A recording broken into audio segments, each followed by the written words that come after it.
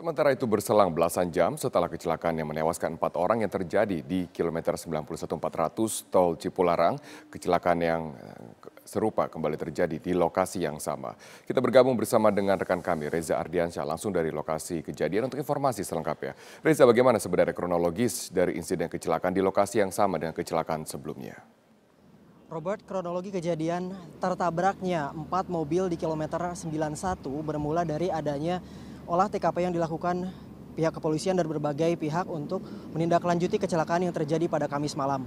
2 mobil jasa marga diparkir di bahu jalan, kemudian dari arah belakang mereka atau dari arah Bandung menuju Jakarta, ada sebuah mobil truk yang membawa beban sekitar 10 ton beras menabrak kedua mobil ini, kemudian truk ini terguling keluar jalur jalan tol dan mengakibatkan 2 mobil lain di depan mobil milik jasa marga juga terkena dampaknya. Dengan demikian ada 5 mobil yang terlibat dalam kecelakaan beruntun ini. Ada 2 korban dari mobil truk yang menabrak 2 mobil jasa marga. Keduanya mengalami syok setelah mobil yang mereka tumpangi terguling keluar dari jalan. Mereka menyatakan bahwa penyebab dari hilang kendalinya mobil yang mereka kendalikan adalah remblong. Kemudian 2 korban lain muncul dari mobil jasa marga yang terparkir di bahu jalan. Keempat korban kemudian saat ini dibawa ke Rumah Sakit MH Tamrin Purwakarta, Jawa Barat. Akibat dari kejadian ini, arus lalu lintas kendaraan di kilometer 91 dari arah Bandung menuju Jakarta sempat tersendat. Saat ini pun arus lalu lintas masih tertahan untuk perbaikan jalur ke depannya. Robert. Baik, terima kasih Reza Ardiansyah atas informasi Anda.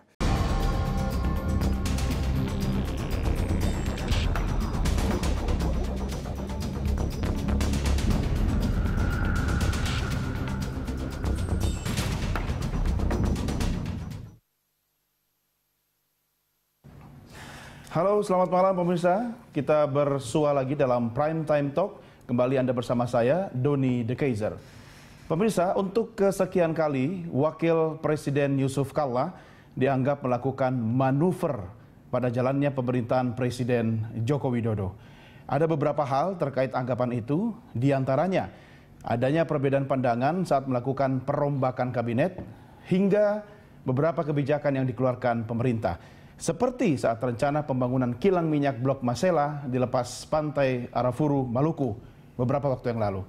Di mana saat itu Wakil Presiden Yusuf Kalla setuju dengan kilang terapung alias offshore, namun Presiden Jokowi justru setuju dengan kilang di darat alias onshore. Jika benar adanya anggapan tersebut, maka akan berdampak dengan jalannya roda pemerintahan yang sisa 2 tahun saja. Kita akan membahasnya dalam bingkai membaca manuver JK. Sudah hadir bersama saya di studio Berita 1 News Channel, Ray Rangkuti, pengamat politik senior, dan juga Handoko, Ketua DPP Projo. Kita akan menghubungi melalui sambungan telepon Said Didu yang merupakan mantan mitra kerja Wapres Yusuf Kalla yang saat itu juga sempat menjadi sesmen Kementerian BUMN tahun 2005-2010. Selamat bergabung Bapak sekalian. Bang Ray, apa kabar? Baik. Sehat? Mas Handoko? Alhamdulillah. Aman ya? Aman. Tapi bagaimana Republik kita ini sebenarnya? Sehat atau sedang sakit flu kayak saya? Ya, ada flu-flunya dikit. Ada flunya. Ya. Saya kok membaca gini Bang Ray, seperti deja vu. 2004-2009 Pak JK mendampingi Pak SBY. Kok seperti sinetron lama dengan sutradara baru, tapi dengan cerita lama yang diulang lagi di era Pak Jokowi ini. Komentar Anda? Ya, menurut saya karena peran yang berbeda mungkin ya. Di zamannya Pak SBY itu memang kelihatan sekali peran Pak JK itu agak banyak ya, agak diberi keleluasaan lah. Diberikan peran. Bahkan pada tingkat tertentu kelihatan Pak JK lebih banyak menangguk nama ya. Misalnya ya, mungkin karena itu juga justru kalau dibaca dari zaman di saat itu kelihatan Pak SBY-nya itu agak kurang srek gitu ya, karena Pak JK-nya seperti terlalu lincah, melonjak begitu gitu. Nah, di era Pak Jokowi itu mungkin ada upaya yang sama ya, yang dengan peran yang sama juga yang mau dilakukan oleh Pak JK. Maksudnya Pak JK minta ruang lebih besar? Bukan minta ruang, tapi berpikir akan bisa melakukan yang kira-kira begitu. Oke, dari perspektif JK-nya ya? Iya, mungkin tidak ada permintaan secara khusus gitu, tapi mungkin Pak JK bisa berpikir bisa melakukan apa yang telah dilakukannya selama waktu zamannya Pak SBY gitu. Kalau dengan kata singkat sekarang ini, maaf ini bukan personal, JK yang sekarang masih sama dengan JK yang dulu? Saya pikir nggak ada yang berubah ya. Justru makanya ini Pak JK merasakan 2004-2009 itu bisa optimal lah sebagai wakil presiden, diberi entah itu diberi atau Pak JK sendiri yang inisiatif gitu ya. Tapi faktanya kan beliau bisa melakukan sesuatu yang pada era itu orang melihatnya secara positif gitu. Mungkin pikiran yang sama juga kebawa di era yang sekarang ini. Tapi tentu saja memang ada zaman yang berbeda dan ada orang yang berbeda. Nah ini mungkin yang agak miss dari Pak JK membacanya ya. Zaman yang berbeda tentu saja 2004-2009 tidak sama dengan 2014 dengan 2019 ya. Kan setiap masa ada orangnya, setiap orang ada masanya. Nah di sini Pak Jokowi terlihat figur Pak Jokowi juga berbeda dengan figur Pak SBY kan. Kalau di zamannya Pak SBY itu bisa dikontraskan antara yang lebih cepat lebih baik gitu ya, dengan yang ragu-ragu gitu. Nah di sini tagline itu nggak lagi efektif karena sama-sama cepatnya gitu ya, sama-sama juga sama-sama lincah ya, lincahnya sama-sama cepatnya, turun ke lapangan, sama-sama juga bisa mengambil keputusan dengan sangat cepat. Anda punya pendapat apa Mas Andre?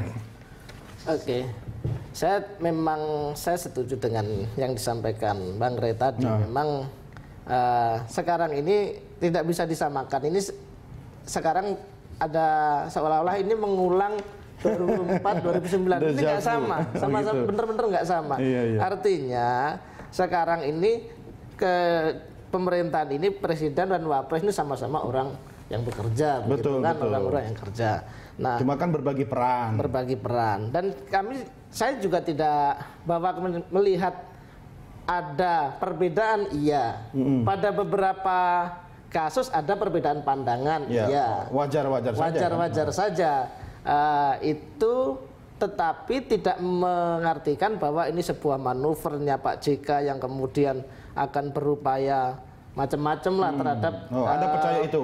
Presiden saya percaya begini, seperti yang disampaikan oleh pihak istana kemarin, Pak Presiden juga sudah bilang bahwa sudah kita sekarang ini sudah lagi jangan kebelah-belah. Yang saya lihat sekarang adalah semua pihak ini dibentur-benturkan, kanan kiri dibenturin, semua dibenturin, sehingga apa yang saya rasakan adalah bangsa ini sedang mengalami memang masalah. Bangsa ini bukan nggak ada masalah, tapi ada masalah. Tetapi sudahlah, ayo kita bersatu, gitu. Nah, jadi sebenarnya masalahnya bukan dari istana. Saya tidak mau mengatakan itu masalah dari istana, tapi ini ada masalah dan tidak ada untungnya sama sekali ketika. Masa Anda nggak baca kemarin waktu pilkada DKI Jakarta? Oke, bahwa misalkan Pak JK mempunyai pilihan politik tersendiri. Yang berbeda dengan presidennya. Boleh kan, itu boleh saja, tetapi jangan lantas dibaca ini kemudian ada semacam keretakan antara presiden dengan wapres. Coba kita tanya ke Pak Said Didu ya. Mungkin beliau punya pendapat berbeda. Pak Said Didu sudah bergabung bersama kami melalui telepon. Selamat malam Pak Said. Selamat malam. Apa kabar Pak? Sehat? Sehat, ini baru mendarat dari Palembang mau ke iya. Pak Said, kabarnya hubungan harmonis Jokowi JK sudah retak nih. Benar nggak? Saya melihat bahwa gorengan memecah belah ini terjadi setelah pilkada. Ada pihak yang menggoreng. Siapa yang goreng-goreng itu, Pak? Ya, tahu lah. Jadi nggak usah diinginkan. Jadi ada pihak yang menggoreng. Nah, saya tahu JK itu dan kami semua karena ternyata itu adalah pilihannya loyal penuh ke atasan atau tidak cocok adalah keluar. Berbeda. Tidak ada namanya itu karakter orang Bugis Makassar. Jadi jangan pernah ada yang mencurigai bahwa Pak JK akan melawan atasannya. Itu tidak ada di kultur kami. Tolong dibaca. Nah, Pak JK dengan Pak SBY dulu tidak tahu ada kesepakatan. Dan saya yakin juga ada kesepakatan antara Pak JK dengan Pak Jokowi. Nah, Pak JK sekarang ngomong tidak kan? Jadi jangan ada yang menginginkan. Dan paling kami inginkan adalah bahwa proses pecah belah bangsa ini harus segera dihentikan. Karena saya melihat sudah ada gerakan memecah belah antara presiden dan wakil presiden. Itu yang sangat berbahaya. Sangat berbahaya. Pak, jadi lupakan semua dulu, jangan ada yang berber untuk menghancurkan persatuan bangsa. Jangan ada. Kenapa kami kemarin keluar? Kami melihat bahwa orang-orang sekitar kekuasaan sudah banyak menggoreng terus, seakan-akan dalam apa?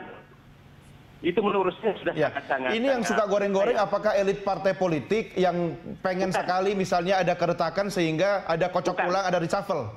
Bukan sama sekali. Bukan.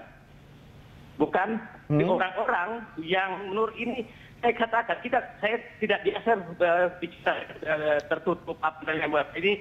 Saya tahu bahwa ini adalah dampak dari pilkada DKI yang seakan-akan JK berbeda pendapat dengan Pak Jokowi tentang calon. Oh, oke. Nah, bukan seakan-akan, memang ada perbedaan pendapat kan? Pendapat, dan itu normal. Iya, itu sah-sah saja. Langsung tidak ada aturan bahwa calon bupati atau calon gubernur yang didukung presiden harus didukung juga oleh wakil presiden. Iya. Tapi kan masalahnya Pak Said, Pilkada DKI Jakarta ini kan aroma pilpres sehingga bisa dijadikan ajang untuk geladi resiknya pilpres nanti. Nah, itu bacaan politik jangan pecah belah. Duit tunggal pemerintahan ini kepentingan politik daerah.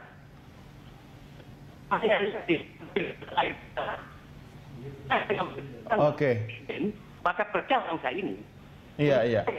Etika baku. Iya. Baik, Pak. Ya, Pak Said, di studio saya juga bersama Bang Ray Rangkuti. Yang diskusi dengan saya juga ada Mas Handoko dari DPP Projo. Saya ke Bang Ray dulu. Bang Ray, yang namanya presiden dan wakil presiden di Indonesia ini kan sebenarnya beda dengan di negara-negara lain. Tapi kita harus melihat juga deal-deal politik di awal sebelum maju bareng gitu kan. Saya tidak tahu apakah memang ada kesepakatan antara Pak Jokowi dengan Pak JK bahwa nanti kalau jadi saya ngurus ini, kau ngurus itu. Karena kan masing-masing punya kekuatan politik. Anda melihatnya seperti apa? Kalau sepanjang saya tahu tidak ada, tapi mungkin di internal mereka diatur ya kita nggak tahu gitu. Tapi apapun aturan itu kan tidak mengikat secara hukum, hanya mengikat secara politik. Karena Wapres ini kan tugasnya juga tergantung presiden kan?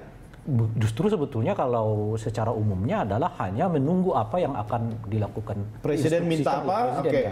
Karena sifatnya kan sebetulnya bukan dalam konteks mengganti posisi presiden, tapi adalah membantu, menjaga kepakuman kepresidenan. Jadi jika terjadi sesuatu yang tidak diinginkan pada presiden, wakil presiden dapat melaksanakan. Mungkin agak berbeda dengan kepala daerah. Sebab kalau kepala daerah itu diatur undang-undang mana fungsi dari kepala daerahnya, mana fungsi dari wakil kepala daerahnya dan sebagainya gitu. Nah itu yang bisa menjelaskan mengapa kadang-kadang di satu rezim wakil presidennya begitu menonjol, presidennya kelihatan tidak, seperti terjadi 2004-2009 itu, tapi secara umumnya dan lazimnya di kita presidennya yang paling sangat menonjol dan wakil presiden memang lebih bersifat seremonial kan.